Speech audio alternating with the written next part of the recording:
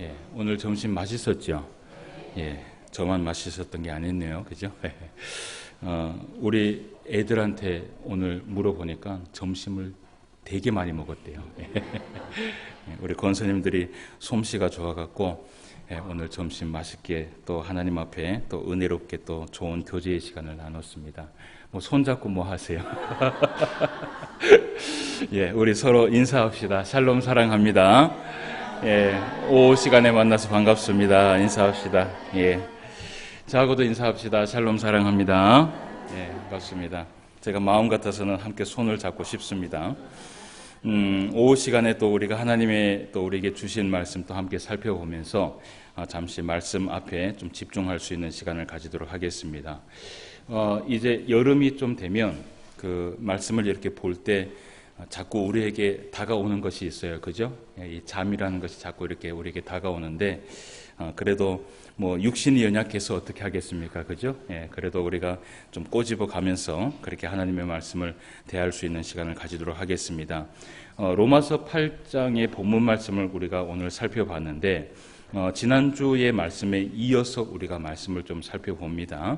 우리가 9장의 말씀까지 오늘 넘어가지 않고 로마서 8장의 우리 본문 말씀을 좀 주제로 해서 말씀을 좀 살펴보려고 하는데, 지난주 로마서 8장의 말씀, 많이 듣지 못한 그 성도들이 많이 있어서 이미 제가 성도를 설교를 할 때 이렇게 복습을 해드리지만 조금 더 자세하게 한번 복습을 하도록 하겠습니다. 사도 바울이 늘 이렇게 로마서 7장과 8장을 통하여서 고백한 것이 뭐냐 하면 내 마음속에 두 가지의 마음이 있다라는 것에 대해서 굉장히 괴로워했고, 그리고 거기에서 벗어나기 위하여서 이 사도 바울이 굉장히 무단히도 애를 쓰면서 나아간 것을 우리가 말씀을 통해서 살펴보았습니다. 그때의 이 사도 바울이 한 가지 깨달은 것이 뭐냐 하면 하나님의 말씀 앞에 붙들려서 찬송과 기도와 말씀 가운데 살아가는 것 외에는 방법이 없구나라는 것을 그렇게 깨닫죠. 그렇게 이제 하고 난 다음에 8장 1절 말씀을 한번 봅시다. 그 말씀이 끝나고 난 다음에 8장 1절 말씀에 보면 무엇이라고 시작을 하죠? 그러므로 라고 시작을 합니다. 그러니까 8장 1절의 그러므로라는 이 말씀은 이전에 있는 말씀과 어떻게 해요? 연결이 되는 말씀입니다. 그러므로라는 말은 뭐냐면 이렇게 살아가니까 이렇게 되었다라는 것을 이야기하는 것이에요. 그래서 이 그러므로라고 얘기를 하면서 이제 그리스도 예수 안에 있는 자, 그리고 또 2절 말씀에 보니까 생명의 성령의 법이 어떻게 해요? 죄와 사망의 법에서 너를 해방하였다. 이 두 가지를 얘기합니다. 그러므로 이제 그리스도 예수 안에서 있는 자와 생명의 성령의 법 안에서 해방된 자가 누구이냐? 누구라고 얘기를 했죠? 누구라고 얘기했어요? 그저 우리가 형식적인 믿음을 가지고 하나님 앞에 예배하며 나아갈 때에 이러한 것을 주시는 것이 아니라 이런 은혜를 받는 자가 있다는 것이에요. 그 사람은 끊임없이 기도하고 하나님과 교통하며 끊임없이 말씀을 묵상하며 순종하는 삶을 살아가고 하나님 앞에 찬송을 높이면서 그렇게 인내하면서 우리 가운데 죄의 종력이 일어나지 못하도록 어떻게 해요? 끊임없이 그렇게 경건의 삶을 살아가는 자는 이제는 이 사도 바울이 선포를 하는 것이에요. 뭐라고 선포를 해요? 그러므로 이제 그런 자들은 그리스도 예수 안에 있는 자다. 그 자들은 결코 어떻게 해요? 정죄함이 없다. 이런 얘기를 하고 있는 것이고 2절 말씀에도 보면 이는 그리스도 예수 안에 있는 생명의 성령의 법이 죄와 사망의 법에서 누구를 해방했어요? 너를 해방했다. 이 너는 누구예요? 대충 신앙생활을 하는 사람이에요. 안 그러면 정말 이 죄와 싸우기 위해서 끝까지 전투를 벌이고 끝까지 믿음 안에서 신앙생활을 하는 사람이에요. 전자입니까? 후자입니까? 후자입니다. 이 후자에게 이런 은혜가 있고 이런 자라고 칭할 수 있다는 것이지요. 그래서 우리는 어쨌든 이런 후자의 사람이 되어야 됩니다. 끝까지 말씀 안에서, 기도 안에서, 찬송 안에서 우리가 끊임없이 노력을 하면서 살아갈 때에 우리 예수님께서 우리에게 말씀하시는 것이에요. 너는 누구 안에 있는 자다? 그리스도 예수 안에 있는 자다. 이런 칭찬을 받을 수 있는 저와 여러분 되시기를 바랍니다.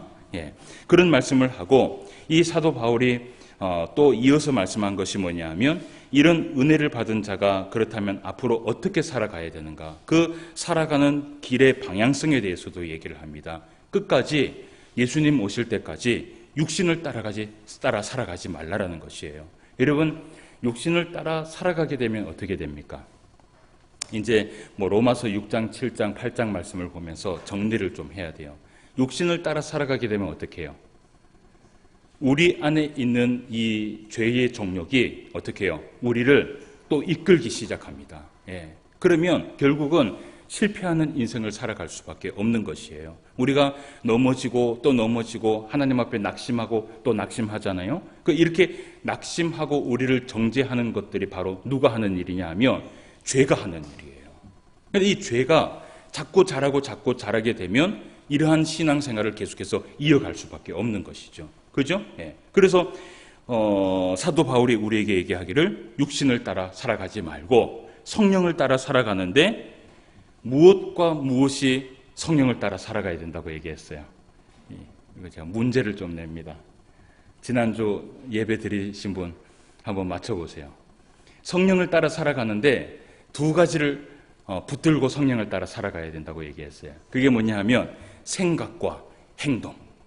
우리의 모든 생각을 누구를 따라서요? 성령을 따라서 살아가고, 우리의 모든 행동이 누구를 따라서? 성령을 따라서 살아가고, 그렇게 살아가야지만이 우리가 하나님 앞에 생명의 법 아래서 우리가 구원함을 받을 수 있다, 해방되었다라고 얘기를 합니다. 그래서 그런 얘기를 하면서 이런 얘기를 또 했어요. 우리가 그 17절 말씀을 한번 읽어봅시다. 8장 17절 말씀 시작. 자녀이면 또한 상속자 곧 하나님의 상속자요 그리스도와 함께 한 상속자니. 우리는 하나님의 상속자입니다. 그죠? 그러면서 이런 얘기를 해요. 우리가 그와 함께 영광을 받기 위하여 무엇이 있어요? 고난도 함께 받아야 할 것이니라. 이 말은 뭐냐 하면 그렇게 성령을 쫓아서 우리의 생각과 행동을 행하면서 순종하면서 살아가면 반드시 우리의 삶에 무엇이 찾아와요? 고난이 찾아온다라는 것이에요. 여러분, 말씀을 순종하면서 살아가는 것이 어렵습니까? 쉽습니까? 한번 물어봐요. 어렵지요? 왜 어려워요? 이 말씀 자체는요, 이 말씀을 따라 살아간다는 자체는 좁은 길을 걸어가는 것이에요. 넓은 길이 아니에요. 여러분, 길을 걸어가는데 넓은 길과 좁은 길이 있어요. 어떤 길을 선택하시겠어요? 넓은 길을 선택하잖아요. 그런데 예수님께서 우리에게 말씀하시기를 항상 무엇을 선택하라 그래요? 좁은 길을 선택하라는 것이에요. 그 좁은 길을 여러분 가면은 어때요? 좁은 길을 가면 비잡고요, 어딘가 부딪히고요, 그죠? 넘어지고요. 이런 일들이 항상 우리 가운데 일어나게 되는 것이에요. 그러니까 말씀 앞에 순종하며 살아간다는 것은 좁은 길을 간다는 것인데, 그 좁은 길을 가다 보면 항상 우리 가운데 장애물을 만나게 됩니다. 여러분, 예수님께서 우리에게 사랑하라고 말씀하셨어요. 그런데 한번 생각해 봅시다. 매번 그렇게 사랑할 수 있습니까? 매번 그렇게 사랑할 수 있어요? 우리 신포한교회 성도님들은 너무 사랑이 커서 매번 그렇게 사랑을 하시지만 때로는 여러분 신앙생활을 하다 보면 뚜껑이 어떻게 해요? 열 때가 있어요, 없어요? 열 때가 있잖아요. 그죠? 그런데 그 열 때에도 어떻게 해요? 그 고난이 있다 할지라도 우리가 어떻게 해요?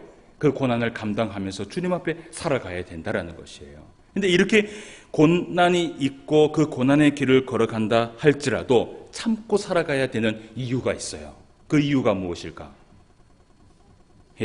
우리가 8장 18절 말씀을 한번 보도록 하겠습니다. 8장 18절 말씀 같이 한번 읽어봅시다. 시작. 생각하건대 현재의 고난은 장차 우리에게 나타날 영광과 어떻게 해요? 비교할 수 없도다. 이 생각하건대라는 것은 뭐냐 하면 생각하라는 것이에요. 우리가 이렇게 좁은 길을 가고 어려운 길을 가고 고난의 길을 가고 손해보면서 살아가고 뺨을 맞으며 살아가고 또 하나님 앞에 어쨌든지 우리가 그 좁은 길을 걸어가는데 항상 우리가 생각하라는 것이에요. 그 길을 다 걷고 나면 마지막에 무엇이 있어요? 엄청난 영광이, 비교할 수 없는 그 영광이 우리에게 상급으로 주신다라는 것이에요. 여러분, 이 상급을 소망하십니까? 성경에 보면 예수님께서 우리에게 상급을 주실 때 작은 상급을 주신다 그래요? 큰 상급을 주신다 그래요? 제가 늘 강조하죠. 예, 우리가 성경을 볼 때는 한자 한자 토시 하나 따지지 말고 그대로 말씀을 봐야 돼요. 예수님이 항상 말씀하실 때 뭐라고 얘기를 하냐면 내가 큰 상을 준다. 여러분, 큰 상을 준다는 것은 뭐예요? 진짜 큰 상을 주는 거예요. 예, 우리가 상상할 수 없을 만큼의 그 영광의 큰 상을 우리에게 베풀어 주신다는 것이에요. 그러니까 그런 것을 바라보면서 믿음으로 주님 앞에 나아가라는 것이에요. 예, 그런 말씀들을 우리가 지난주에 말씀을 함께 살펴보았습니다. 자, 그런데 우리가 이제 이 말씀을 좀 보면서 오늘 이제 우리가 말씀을 좀 살펴보기를 원해요. 오늘 우리가 말씀을 또 이어서 좀 살펴보는 것이 이렇게 고난 가운데에서 살아가는 성도들에게 여러분, 저 하늘의 소망도 있지만 이 땅에서도 우리가 사실은 위로를 받아야 돼요. 그죠? 맞죠? 여러분, 때마다 하나님께서 우리에게 주시는 은혜가 없다면 우리가 신앙생활 하면서 받는 그 수없이 많은 고난들을요, 감당할 수 있을까요? 없을까요? 감당할 수 없어요. 예.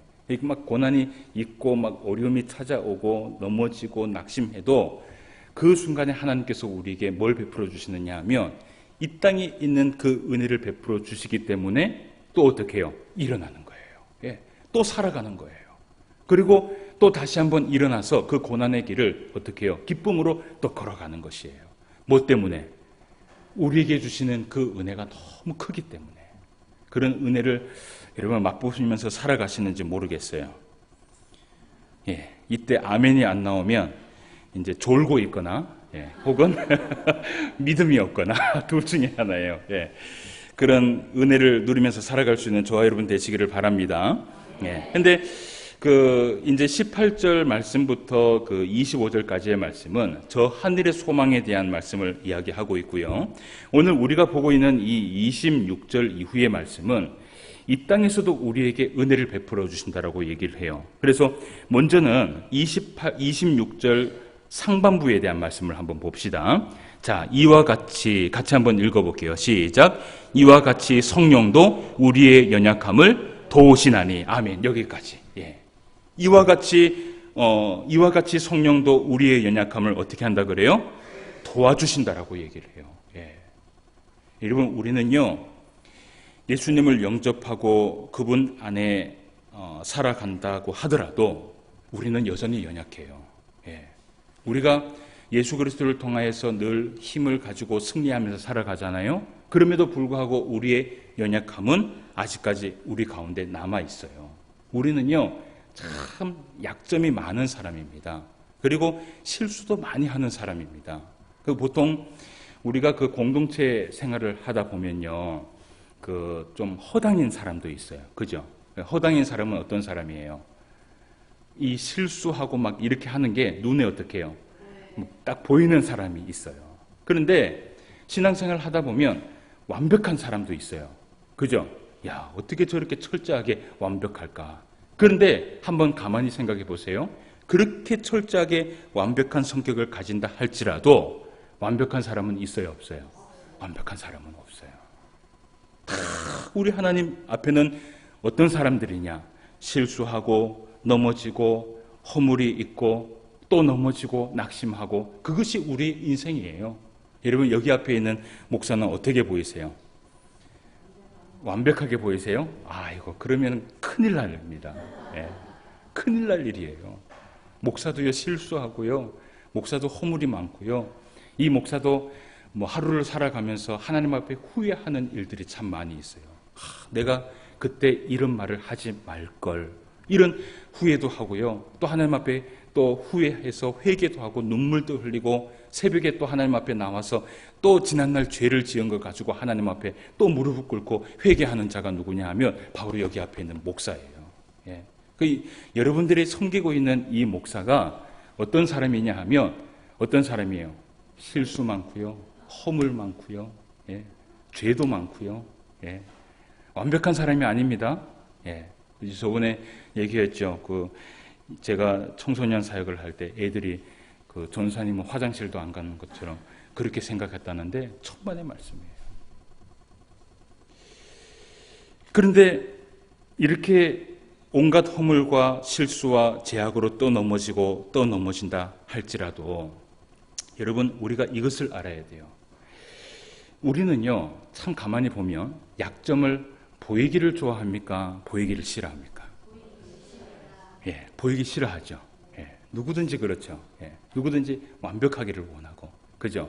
누가 나에게 좀 쓴소리하면 어떻게 해요? 자존심 상하고 듣기 싫고, 그러니까 그걸 듣지 않으려고 또 어떻게 해요?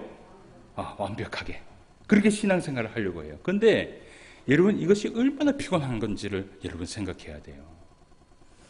우리가 그 사도 바울에 대한 말씀들을 보잖아요. 이 사도 바울이 신앙이 무르익으면 무르익을수록 이 사도 바울이 어떤 삶을 살아갔는지를 우리가 보면 우리가 그 삶을 사실은 배워야 됩니다. 이 사도 바울이 여러분 신앙생활을 하면서 처음에 이 사도 바울이 신앙을 딱 믿었을 때, 예수님을 믿었을 때 그의 고백들을 서신에서 찾아보잖아요. 그러면 정말 자신만만해요.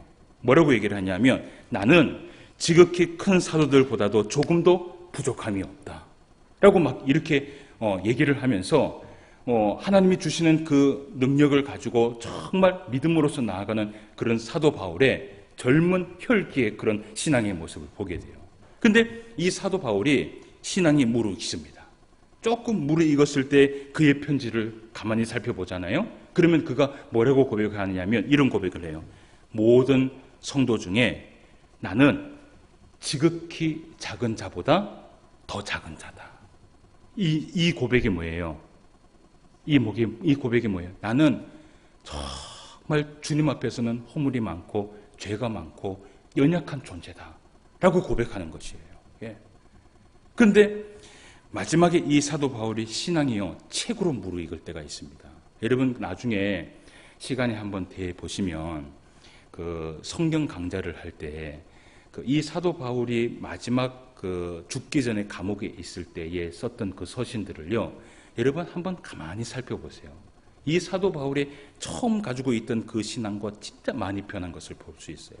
근데 그렇게 최고로 무르익었을 때 그의 서신들을 보잖아요. 그러면 사도 바울이 뭐라 그런 줄 아세요? 나는 죄인 중에 괴수다. 괴수가 뭐예요? 예, 막 얼굴도 들 수 없는, 입으로도 꺼낼 수 없는 나는 연약한 자다.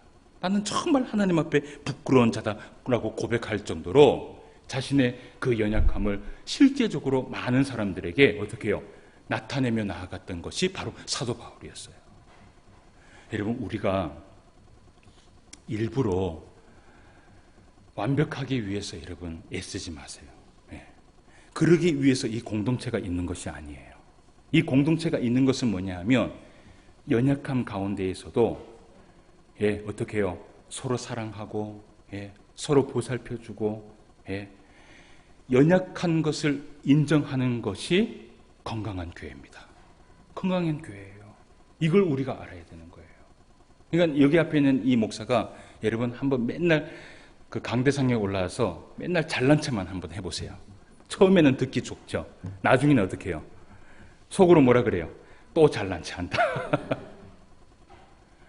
근데 이 목사가 사실은 실제 있는 모습 그대로를 여러분들에게 고백하고 하나님 앞에 고백하면서 나아가면 여러분 그 안에 오는 그 은혜는 사실은 정말 큰 은혜를 받습니다. 이 사도 바울이 시간이 흘러가면서 깨달은 것이 하나가 있는 것이 뭐냐 하면 연약한 자가 돌봄을 받고 연약한 자가 은혜를 받는다는 것을 깨달은 것이에요.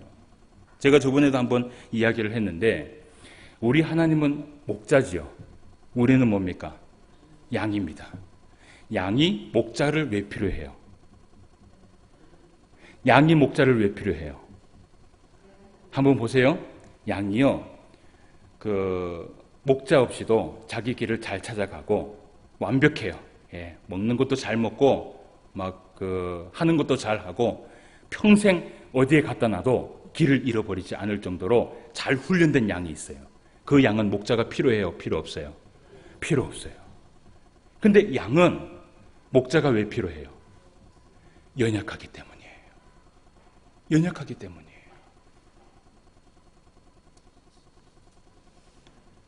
우리들은 목자가 필요한 연약한 사람이 되기를 원해요. 우리 옆 사람하고 부끄러운 거 아닙니다. 옆 사람한테 딱 고백합시다. 나는 너무너무 연약합니다. 이 시간 고백합시다. 시작. 여기에서 강조를 해야 돼. 너무너무 연약합니다. 여기서 강조를 해야 되는 거예요. 내가 연약하면 연약할수록 누구의 도움이 더 우리 가운데 은혜가 되는 줄 아세요? 하나님의 그 은혜가 우리 가운데 은혜가 되는 것이에요. 그래서 우리는 연약해져야 되는 거예요. 양이 돼야 되는 거예요. 그래서 오늘 성경에 보니까 8장 26절 말씀에 보니까 이런 얘기를 해요. 이와 같이 성령도 우리의 연약함을 어떻게 해요? 도우신다.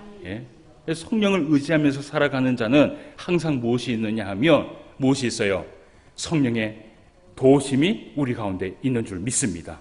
그래서 이런 도우심이 여러분들 가운데 있으시기를 바라요. 자, 그러면 8장 26절 하반부의 말씀을 봅시다. 자, 우리는 마땅히 시작. 우리는 마땅히 기도할 바를 알지 못하나 오직 성령이 말할 수 없는 탄식으로 우리를 위하여 친히 간구하시느니라. 아멘. 두 번째 성령께서 우리를 돕는 은혜가 있어요. 무엇이 있어요? 뭘 도우십니까? 두 번째. 첫 번째는 우리의 연약함을 도우시고 두 번째는 우리의 기도를 도우신다. 그죠? 자, 따라합시다. 잠이 오시는 것 같아. 첫 번째는 우리의 연약함을 도우신다. 시작.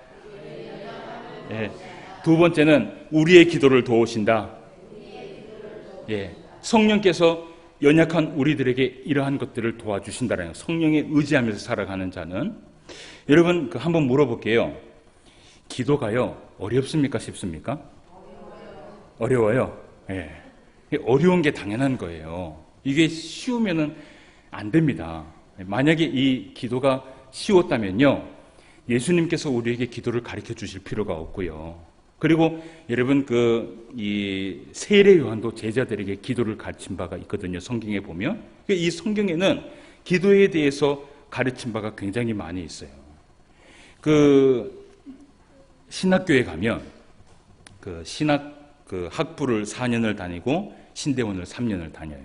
혹은 이제 일반 대학을 4년 나온 사람은 또 신대원을 3년을 그렇게 공부를 하는데, 그렇게 이제 공부를 다 하고 나서 안수를 받고 나면 목회 현장에 나오게 됩니다.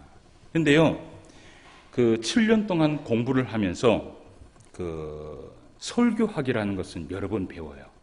그래서 설교학을 배워서 이 설교학을 이제 준비를 해서 설교를 준비해서 교수님이 앞에 있고 또 같은 원우들이죠. 원우들을 이제 앞에 세워놓고 설교를 직접 한번 해봐요. 이것을 한 학기마다 한 번씩 꼭 합니다. 학부 때도 하고 또 신대원 때도 해요. 그러니까 이런 훈련을 통해서 배워갖고 현장에 나와서는 이제 실제로 이 목사들이 어떻게 해요? 전사님들이 이제 그 바탕으로 이제 설교를 하는 거예요. 제 생각에는 좀 많이 했으면 좋겠어요. 그래서 이 현장에 나왔을 때는 정말 막힘없이 이 설교자들이 하나님의 말씀을 잘 그렇게 전할 수 있는 그런 자리가 됐으면 좋겠어요. 어쨌든 신학교에 가면 이 설교학을 가르쳐요. 그런데 여러분, 신학교에 가면 안 가르치는 게 있어요. 뭔지 아세요? 기도학. 기도학이라는 것은 없어요. 제 생각에는 이런 것 같아요. 그러니까 성경에 보면 예수님께서 설교를 가르치신 적은 한 번도 없거든요. 그러니까 이것은 신학교에서 가르쳐야 되고, 그런데 기도는 예수님께서 가르쳤어요, 안 가르쳤어요? 가르쳤어요. 그러니까 이것은 성경을 통해서 배우면 되니까 아마 신학교에서 안 가르치는지는 잘 모르겠지만, 그런데 안타까운 것은 뭐냐 하면 오늘날 이 한국 교회의 수많은 성도들이 이 기도를 올바르게 알지 못하는 경우가 굉장히 많이 있어요. 성경에는요, 이 기도를 어떻게 해야 되는지에 대해서 수없이 많이 이야기를 하고 있거든요. 근데 우리 한국 교회에 뿐만 아니라 세계에 있는 모든 민족들을 살펴보면 하물며 신학을 공부하는 사람들까지도 이 기도가 잘못된 기도들이 굉장히 많이 있어요. 제일 첫 번째로 우리가 생각해야 할 기도가 뭐냐면, 여러분, 기도가 어렵다라고 얘기한 사람들이 거의 대부분이 대표 기도가 어려울 거예요. 그렇죠? 대표 기도 어려워요, 쉬워요? 어렵죠? 목사도 그래. 매주 그래 기도를 하는데 이 강대상에 올라올 때마다 가슴이 두근두근 하거든요. 그래서 또 준비를 하고 또 준비를 하고 준비를 해서 섰을 때도요, 이게요, 이 기도문을 그 목사가 기도문을 적어서 씁니까? 안 씁니까? 안 적고 쓰거든요. 그러니까 이 머릿속에 막 준비했던 하나님 앞에 어떤 기도를 시작할까라는 것을 준비하고 딱 섰다가 갑자기 이 머리가 어떻게 해요? 백지화가 될 때가 있습니다. 진짜예요. 예. 그러니까 우리 성도님들 보면 이 기록을 하고 나온 성도님들도 그런 얘기를 해요. 저한테 한 번씩. 목사님, 적어 갖고 나왔는데 그 글자가 하나도 안 보여요. 그죠? 그런 경험하시죠? 근데 여러분, 이 한국교회의 문제가 뭐냐 하면 기록하여 기도한 것을 부끄러워해서는 안 된다는 것이에요. 정말이에요, 여러분. 유대인들의 여러분 신앙교육을 한번 보면요, 이들은 그 아이들을 교육할 때 제일 1순위로 여기는 것이 성경입니다. 그리고 성경 다음으로 중요하게 생각하는 것이 기도의 교육이에요. 근데 그 어린 아이들을 어릴 적부터 기도의 예를 가르칠 때 어떻게 가르치느냐 하면, 여러분, 기도는 누구한테 하는 것이에요? 사람한테 하는 것이에요? 하나님한테 하는 것이에요? 하나님한테 하는 것이에요. 제가 저번에 얘기했죠. 하물며 구약 성경에 있을 때의 그 선지자들과 서기관들은요, 이 하나님이라는 이름 한자를 쓰기 위해서 어떻게 해요? 회개를 하고 하나님이라는 그 글자를 하나를 쓰면은 이 붓을요, 버려버리는 거예요. 그렇게 하나님 앞에 거룩한 모습의 신앙의 삶을 살아가는 이들이 유대인들의 그 기도 교육을 보면 지금도 어릴 아이들한테 가르칠 때, 너희들은 기도할 때 사람 앞에서 하는 것이 아니다. 하나님 앞에서 기도하는 것이다. 그래서 그들의 기도는요, 거의 대부분 기도문을 읽거나 보고하거나, 그리고 그들의 대표 기도를 할 때는요, 어떻게 기도를 한 줄 아십니까? 항상 기도문을 기록을 해서 하나님 앞에 기도를 해요. 이게 습관이 돼버리는 거예요. 그러니까 우리하고 생각이 다른 게 뭐냐 하면, 우리는 기도문을 적어갖고 앞에 나와서 기도를 하면 우리는 어떻게 생각해요? 아니요. 아직까지 믿음이 부족하구나. 이렇게 생각합니다. 맞죠? 그렇게 생각하는 사람 많이 있어요. 그런데 유대인들은요, 이 기도문을 정말 진심으로 기록을 해서 준비를 해서 하나님 앞에 나와서 기도하는 자를 어떻게 생각하는 줄 아세요? 정말 좋은 믿음을 가지고 있구나. 정말 기도 교육을 잘 받았구나. 이렇게 생각을 해요. 우리가 기도할 때 메모를 해서 하나님 앞에 기도하는 것에 대해서 여러분 부끄러워하지 마세요. 제가 예전에 청도에 있을 때 한번 경험을 한 것인데요. 어떤 다른 교회의 교인이 돌아가셨어요. 돌아가셨는데 우리 교회의 성도하고 연관이 있어서 이제 우리 교회도 이제 예배를 드리는데 이 장례 예배를 드리는데 동참을 하게 됐었어요. 그런데요, 거기에서 제가 이렇게 좀 깜짝 놀랐는 게 이제 담임 목사님이 이제 집례를 하잖아요. 집례를 하는데 부목사님이 기도를 순서를 맡았어요. 근데 이 부목사님이 기도를요, 어떻게 해요? 기도문을 다 적어갖고 한 2분에서 3분에 있는 그 기도를 아주 진솔하게, 그러니까 이미 이것을 기록하면서 어떻게 해요? 하나님 앞에 정말 진실된 마음을 적은 것이죠. 그래서 기도를 딱 하는데 그 기도 소리를 제가 듣는데요, 너무 은혜스러운 거예요. 그래서 제가 마치고 나서 이제 부목사님한테 그런 얘기를 했어요. 이 기도문 적어서 이렇게 하는 게 부끄럽지 않느냐고. 왜냐하면은 많은 성도들이 그런 부끄러워하잖아요. 좀 안 좋아하잖아요. 그러니까 그 부목사님이 그런 얘기를 하는 거예요. 제가 이 교회에서 6년 동안 지금 이 교회를 섬기고 있는데, 처음 교회 올 때부터 6년 동안 우리 담임 목사님이 나한테 교육한 게 있다. 기도는 반드시 기록해서 기도해라. 처음에 그것이 이해가 안 됐는데 나중에 시간이 흘러보니까요, 그렇게 준비한 기도가 하나님 앞에 얼마나 은혜로운지를 깨닫게 된다는 거예요.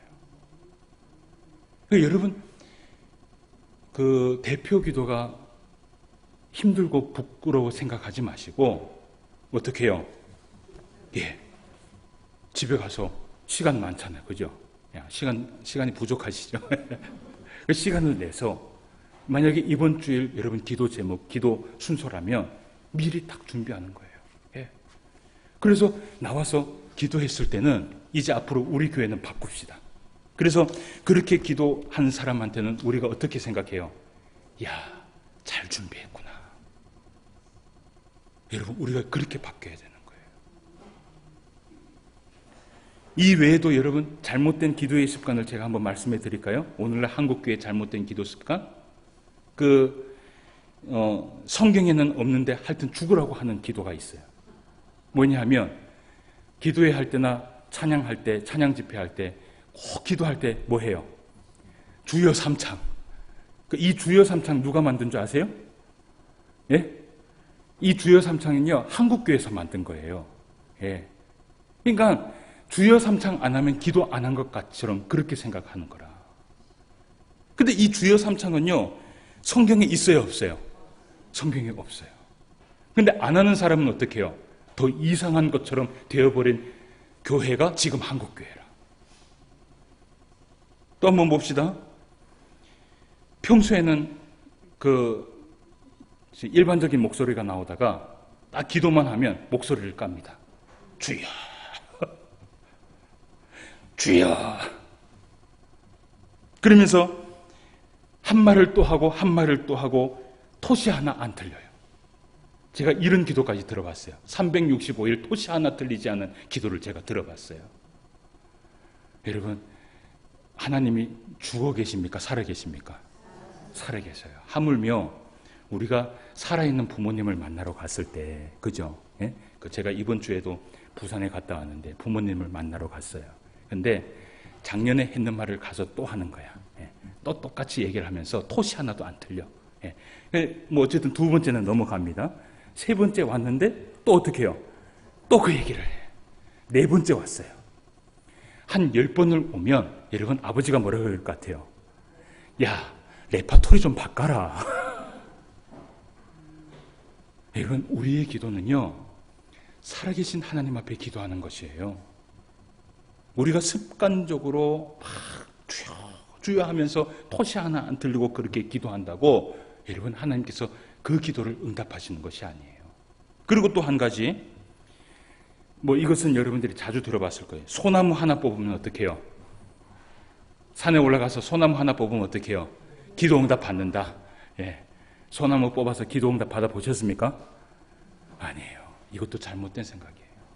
성경에 한번 보세요. 누가 산에 올라가서 소나무 뽑은 사람 있어요, 없어요? 하물며 예수님도 있잖아요. 겟세마네 동산에 올라가서 소나무 붙들고 기도하지 않으셨어요. 그리고 또 하나, 시간을 많이 끊는 기도. 예? 많이 기도해야지만이 어떻게 해요? 하나님이 들어주신다라고 생각을 해요. 물론 많이 기도할 제목이 있으면 많이 기도해야 되는 것이에요. 그런데 많이 기도할 제목도 없는데 어떻게 해요? 처음부터 끝까지 주여 주여 토시 하나 들리고 여러분 기도하는 것은요, 사실은 어떻게 보면 살아계신 그 하나님을 무시하는 것과 똑같은 것이에요. 나중에 그러면 이제 우리가 어떻게 기도해야 될 것인가, 그것은 제가요 오늘 이 설교 준비를 하면서 이 기도에 대한 특강을 또 한번 해야 되겠다라는 그런 마음을 먹었어요. 근데 오늘 어쨌든 우리는 말씀을 봐야 되잖아요, 그죠? 예, 그래서 나중에 시간이 됐을 때 어떤 기도가 성경적인 기도인가, 예, 제가 한번 시간을 내어서 한번 설교를 하도록 하겠습니다. 예, 별로 기대하지 않는 것 같아. 예, 제가 한번 하도록 하겠습니다. 예, 감사합니다. 예, 억지로 하시는 것 같아. 자, 그래서 어쨌든 그 성령께서 도우시는 기도가 있어요. 성령께서 도우시는 기도는 어떤 기도냐 하면 27절 말씀을 한번 봅시다. 27절 말씀에 같이 한번 읽어봐요. 마음을 살피시는 이가, 시작. 마음을 살피시는 이가 성령의 생각을 아시나니 이는 성령이 하나님의 뜻대로 성도를 위하여 간구하심이라. 아멘. 예. 성령께서 도우시는 기도는 어떤 기도냐 하면 성령께서 우리에게 기도를 도우시는데 무엇을 바라보게 하시느냐 하면 뭘요? 하나님의 뜻을 바라보게 합니다. 이것이 성령께서 우리를 돕는 기도예요. 그래서 우리가 항상 기도하고 난 이후에 성령을 의지하면서 어떤 기도를 해야 되느냐 하면 어떤 기도를 해야 돼요? 하나님, 오늘도 나의 뜻대로 해주지 마시고 하나님의 뜻대로 이루어지기를 원합니다 라고 기도를 해야 되는 거예요. 이게 바로 성령께서 우리를 돕는 기도라는 것을 여러분 기억해야 되는 거예요. 이렇게 우리가 하나님의 뜻을 바라보고 성령께서 우리를 도와주시고 인도해 주시면 어떤 은혜가 일어나는지 28절 말씀을 읽어봅시다. 시작. 우리가 알거니와 하나님을 사랑하는 자 곧 그의 뜻대로 부르심을 입은 자들에게, 여기에 줄 거 넣으세요. 우리가 알거니와 하나님을 사랑하는 자 곧이라고 얘기를 해요. 하나님을 사랑하는 자는 어떤 자냐라고 얘기를 하는 거예요. 하나님을 사랑하는 자 곧 어떻게 해요? 그의 뜻대로 부르심을 입은 자들에게는 어떻게 해요? 모든 것이 합력하여 선을 이루느니라. 예. 어떻게 하면 선을 이룬다 그래요? 하나님의 뜻대로. 하나님의 뜻대로. 우리의 기도가 하나님의 뜻대로 기도를 하고 우리가 성령을 의지하면서 하나님 앞에 나아갈 때 때로는 여러분 우리의 기도가 부족하잖아요. 그죠? 여러분 우리의 기도가 완벽해요? 부족해요? 부족해요. 예, 우리 기도는요 부족할 수밖에 없는 것이 뭐냐면 우리의 마음속에 뭐가 있기 때문에 욕심이라는 것이 있기 때문에 이 기도가 항상 똑바로 걸어가다가도 어떻게 해요? 욕정으로 흘러갑니다. 욕심으로 흘러갑니다. 그러니까 우리가 마지막에 뭘 기도를 해야 되냐면 하나님의 뜻을 구해야 되는 것이에요. 이렇게 하나님의 뜻을 구하는 자에게 어떤 일들이 일어나느냐? 어떤 일이 일어나요? 합력하여 선을 이루는 것이에요.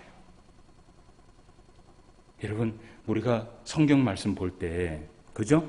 성경 말씀 볼 때 합력하여 선을 이룬다라는 이 말씀만 딱 갖다 떼갖고 아무 때나 갖다 붙이잖아. 그죠? 그런 말씀들을 우리가 해서는 안 돼요. 이 성경을 볼 때는 정확하게 봐야 되는 거예요. 합력하여 선을 이루는 자는 어떤 자냐 하면 누구의 뜻을 바라보는 자? 하나님의 뜻을 바라보고 기도하는 자. 그 자는 성령께서 그 기도를 도와주시는데 항상 어떻게 해요? 합력하여 선을 이룰 수 있도록 주님께서 인도하여 주신다는 것이에요. 소나무를 뽑는다고, 길게 기도를 한다고, 주여 삼창을 한다고 합력하여 선을 이루는 것이 아니다. 예. 오늘 중요한 거 한 가지 배워갑니다.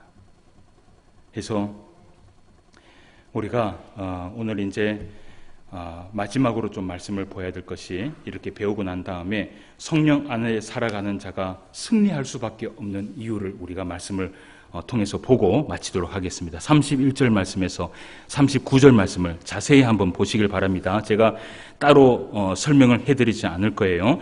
주제는 이겁니다. 성령 안에 사는 자가 승리할 수밖에 없는 이유, 그러니까 합력하여 선을 이룰 수밖에 없는 이유를 얘기하는 거예요. 31절입니다. 그런즉 이 일에 대하여 우리가 무슨 말 하리요? 만일 하나님이 우리를 위하시면 누가 우리를 대적하리요? 자기 아들을 아끼지 아니하시고 우리 모든 사람을 위하여 내주신 이가 어찌 그 아들과 함께 모든 것을 우리에게 주시지 아니하겠느냐? 누가 능히 하나님께서 택하신 자들을 고발하리요? 의롭다 하신 이는 하나님이시니 누가 정죄하리요? 죽으실 뿐 아니라 다시 살아나신 이는 그리스도 예수시니 그는 하나님의 우편에 계신 자요 우리를 위하여 간구하시는 자시니라. 누가 우리를 그리스도의 사랑에서 어떻게 해요? 끊으리요? 환난이나 공고나 박해나 기근이나 적신이나 위험이나 칼이라. 기록된 바 우리가 종일 주를 위하여 죽음을 당하게 되며 도살당할 양같이 여김을 받았나이다 함과 같으니라. 그러나 이 모든 일에 우리를 사랑하시는 이로 말미암아 우리가 어떻게 해요? 넉넉히 이기느니라. 이 넉넉히 이김은 누구에게 있는 사람이에요? 하나님의 뜻을 바라보는 자. 그죠? 예. 그 사람은요, 넉넉히 이김의 승리를 하나님 앞에 누리며 살아가게 되는 것이에요. 그러면서 같이 한번 읽어봐요. 38절 말씀부터. 내가 확신하노니, 시작. 내가 확신하노니 사망이나 생명이나 천사들이나 권세자들이나 현재 일어날 장래일이나 능력이나 높음이나 깊음이나 다른 어떤 피조물이라도 우리를 우리 주 그리스도 예수 안에 있는 하나님의 사랑에서 끊을 수 없으리라. 어떤 자? 하나님의 뜻을 바라보는 자. 말씀을 마칩니다. 여러분들의 기도가 성령의 인도하심을 받는 기도가 되기를 원해요. 그리고 그 기도를 하면서 하나님의 뜻을 바라볼 수 있는 저와 여러분 되시기를 바라요. 그러면 오늘 말씀에 이런 얘기를 해요. 우리가 종일 죽임을 당하게 되며 도상을 당하게 되고 양같이 여김을 받을지라도 거꾸로짐을 당할지라도 우리 하나님께서 우리에게 합력하여 선을 이루어 주셔서 우리를 어떻게 해요? 승리하게 하여 주신다는 것입니다. 이번 한 주간 여러분들이 승리하며 살아갈 수 있는 저와 여러분 되시기를 주님의 이름으로 축원함을 드립니다. 기도드리겠습니다. 하나님 아버지, 은혜를 진심으로 감사함을 드립니다. 이렇게 오후 시간에도 우리에게 귀한 말씀 허락하여 주셔서 하나님의 말씀을 한자 한자 살펴보며 깨달을 수 있도록 인도하여 주심을 진심으로 감사함을 드립니다. 합력하여 선을 이루는 자, 성령에 의해서 쫓아가는 사람과 성령에 의해서 하나님의 뜻을 바라보는 자가 합력하여 선을 이룬다라고 말씀하였사오니 우리가 이렇게 하나님 앞에 합력하여 선을 이루는 하나님 앞에 사랑받을 수 있는 주의 성도가 될 수 있도록 인도하여 주시옵소서. 오늘도 귀한 말씀 마음에 담고 주님 앞에 살아갈 때에 이번 한 주간도 승리하며 살아갈 수 있도록 인도하여 주시기를 간절히 소망하오며 모든 말씀 예수님의 이름으로 기도드리옵나이다. 아멘.